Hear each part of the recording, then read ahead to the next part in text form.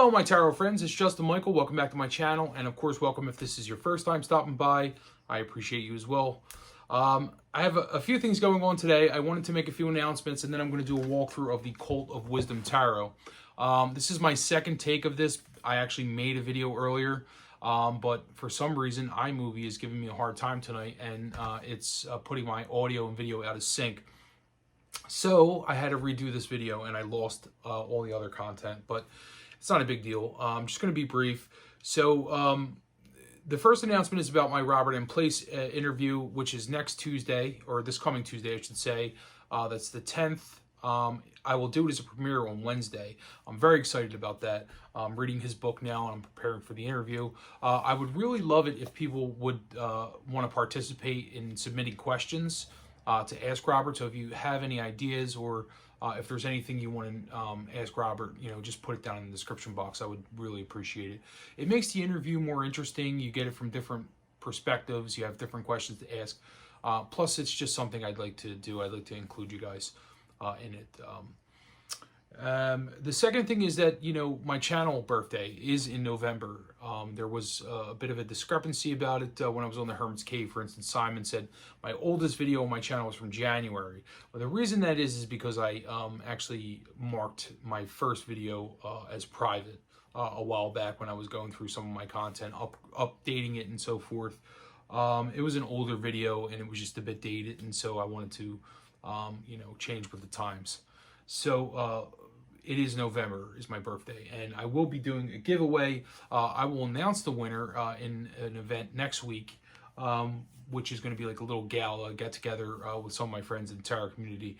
But in my next video, my very next video, I'm going to, will be the entry video, and the deck, the prize to be won here is the Nicholas Rollicon deck by Tarot Tavo and Pablo Robledo. It's a majors-only deck.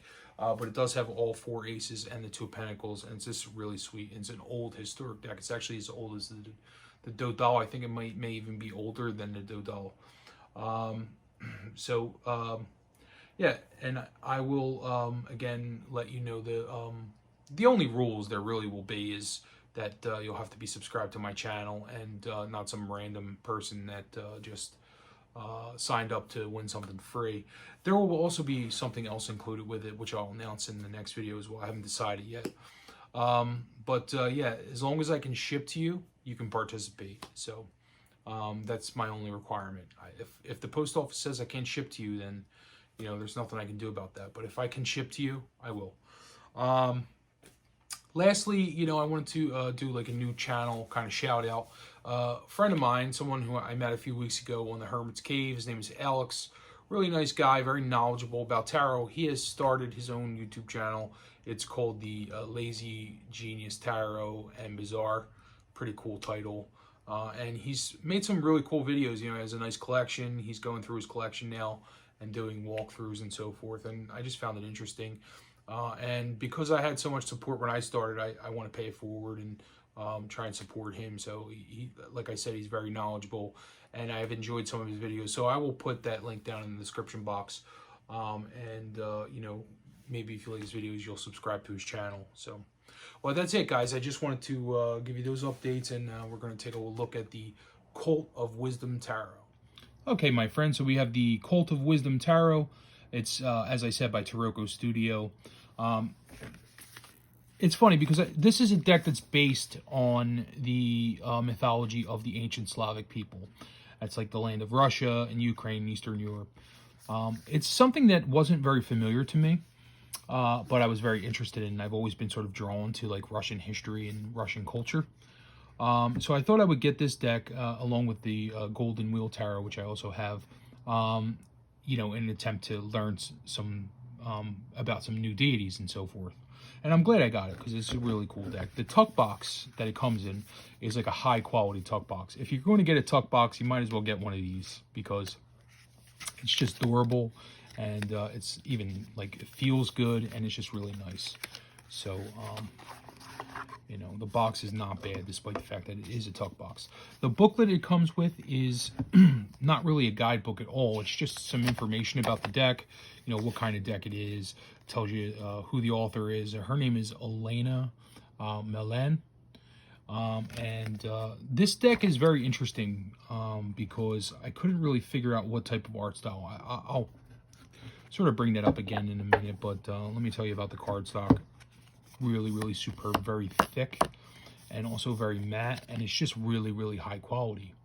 The images themselves are beautiful. I mean, they're absolutely beautiful. And the art style, as I said, is something I really couldn't pinpoint. You know, I couldn't figure out. And I feel like Revival Art Tarot, maybe like that sort of deck as well. You know, it's like a collage deck, but it looks like a painting. But it's very, very vivid and real and like almost like dreamlike, you know, which is perfect for a mythological deck, you know, because this is really just beautiful in every way for me. I don't know if everybody will like it, but so this is Lil, and Lil is the god of erotic passion. He's the son of Leda, who is she is like the goddess of like spring and the nature goddess, sort of like Demeter, who would be for the Greeks, you know. And he's most active in the springtime. So he's the first, and then we have Svarg, who is associated with fire, and also heaven and the sun, and also like mechanics, engineering, things like that, I believe. And it's just really, really interesting, almost like a Prometheus type figure, you know what I mean? And this is Virginia, and Virginia is like she's the goddess. She is the creator of all things, and so she's very much like the divine feminine, and that's perfect for the high priestess, you know. And then here's Leda, and she's the mother of Lil. Now, Lil also goes by Lubitsch, and there's a few other names for him. He's known by a few different names. But Leda, she is the goddess of fertility and so forth. Very much like the Empress type energy. And Rodamzel he's the god of like councils, court, things like that. Very emperor type energy, you know what I mean? So it does fit in with the tarot, you know, the mythologies, and it's really a great way to work with these deities if you have some Russian heritage or you just are interested in Russian mythology.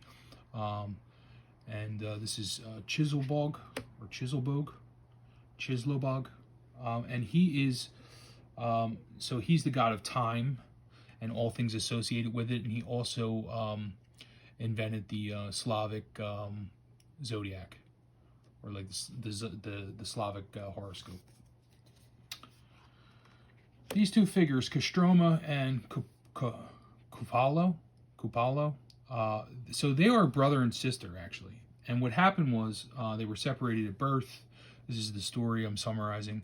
And one of the customs was if you threw a reef in the river, and if you were a woman, threw the reef in the river and a man picked it up, he had to marry you. And so, you know, she threw it in, her brother picked it up, but they didn't know they were brother and sisters, and they got married. However, when they found out that they were brother and sister, they were devastated and they were drowned. The gods actually felt so bad for them that he turned them into flowers. So that's where flowers came from. And it's just really interesting stuff. So I'm not going to get into every deity, obviously, and I'll have to pull out the book because I'm not that familiar with it. But so speaking of which, the book you can download. I don't think I mentioned this, but you can download it for free on the website, whether you're going to buy the deck or not. And that's something I encourage you to do if you're interested in this, because you can read about it anyway for free. So it is on the Tarocco Studio website, which I will put down in the description box. And Devaha, or Devana, she is like the huntress, basically. She's the god of like hunters, and you know, so she's the strength card, and that is very Rider-Waite-Smith. And then, you know, we have strength in card 8, and then we have the hermit here, and I forget who this figure is, but you get the picture. And that's one of my favorite, actually. It's a really beautiful image. I forget who he is at the moment. And we have the wheel, some sort of like spinstress, one of the spinners maybe. Some of these you know, mythological beings are archetypal, and they exist also in other cultures as well. And you'll see that there are a few familiar things you'll see. This is Bill Bog. I forget who he is also, but that is Justice. And at 12 we have a gentleman on a horse. I don't know who he is either, but that's the Hangman. It'd be interesting to know, you know, how he's the Hangman. We have Death.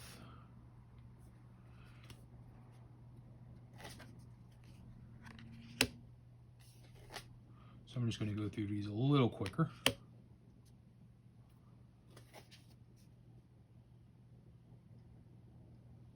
So that's the Devil, and then here's the Tower. Here's Chernobog. If you have any questions, or you know anything about this deck, you know, feel free and leave some comments below. It'd be interesting to hear from people about this and what you guys think. Here's Temperance, and then we have the Moon. Beautiful Moon card. The Sun.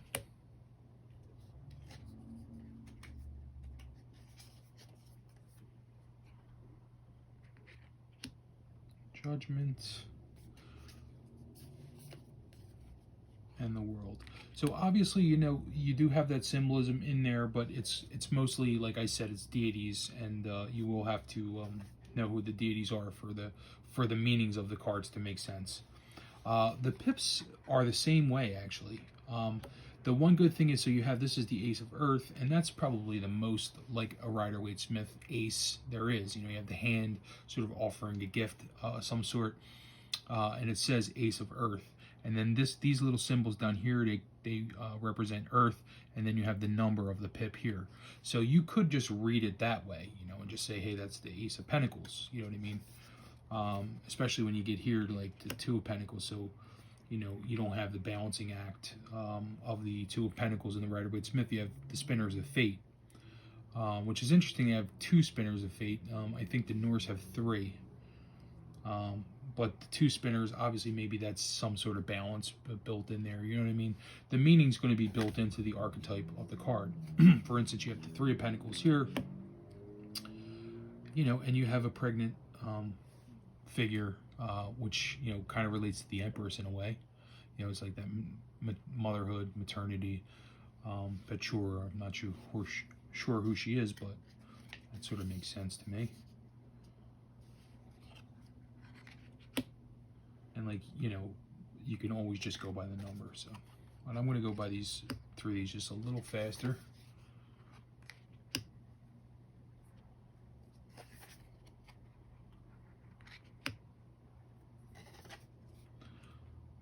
Seven of Pentacles, 8.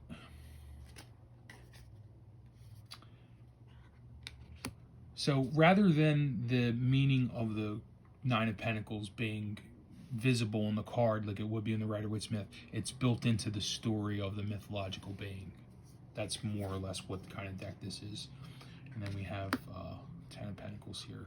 That's such a beautiful image. And here's the page.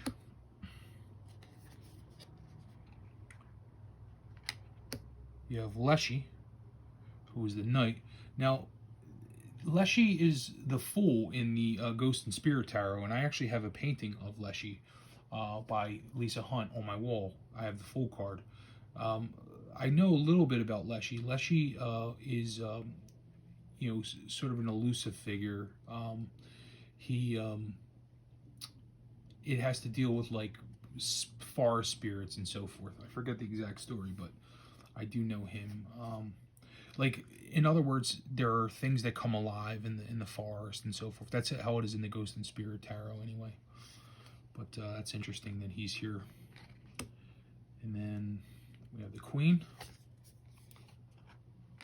The King. Looks like Jeff Bridges. And then now we have the Ace of Air. Again, the aces are going to be the most visibly similar to the Rider-Waite-Smith. This is only going to be the kind of deck you're going to want to get if you want to learn about the mythology, and to me, it's fascinating. So, you know. And there's the symbol of air, and 3. So you know that that's the 3 of Swords just by looking at that. You don't even have to look at the image. And you could go off intuitively on the image, or you could read just the number. You know what I mean? But it would be interesting if you wanted to change it up. You can you could do a lot of things with this deck, I think. But most of all, it's very, very beautiful.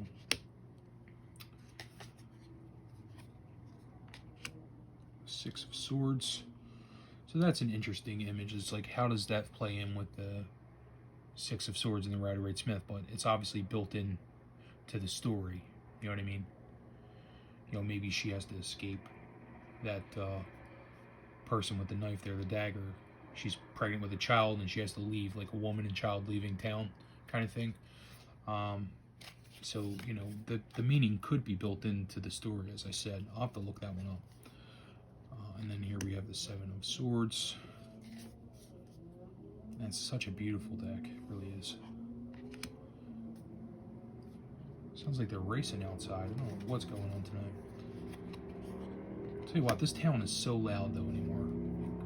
Last couple times I tried to film videos outside, it was like a nightmare.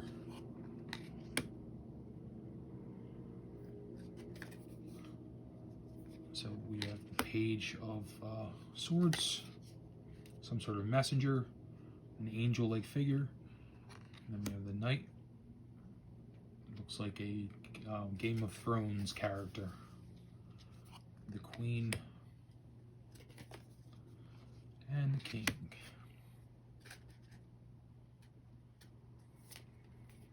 And here is the Ace of Fire, or the Ace of Wands. And again, that's very Rider-Waite-Smith in its image.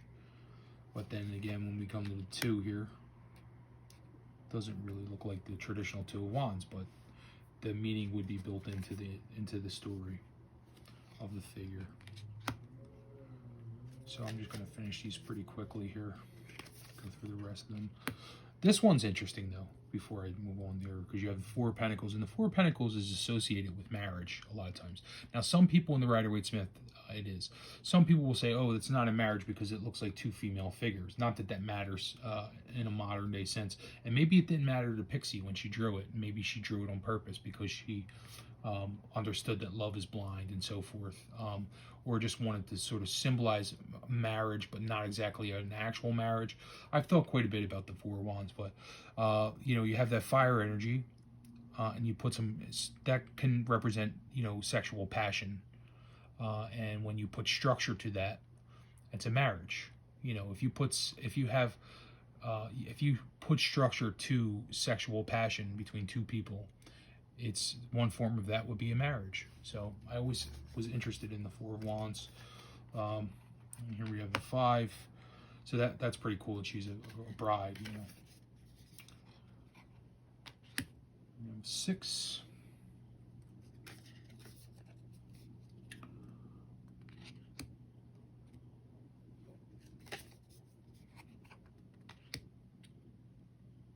Let me know what you think of this deck below, and it'll be interesting to hear from you guys.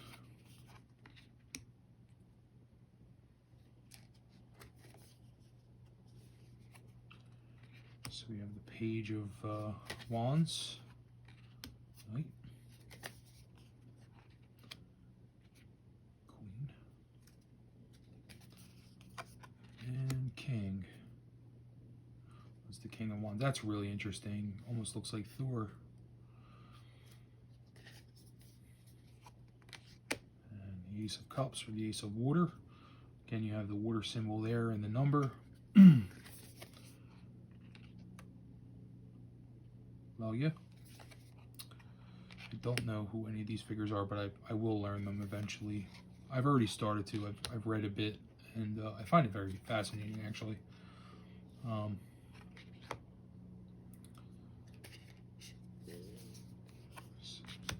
I'm just going to go through the rest pretty fast here. Love that image, though. That's great. You have Mermaid, which is very interesting. So maybe that's where the mythology comes from. It's maybe Russian in origin. Just a beautiful, very beautiful deck. I'm glad I got this one.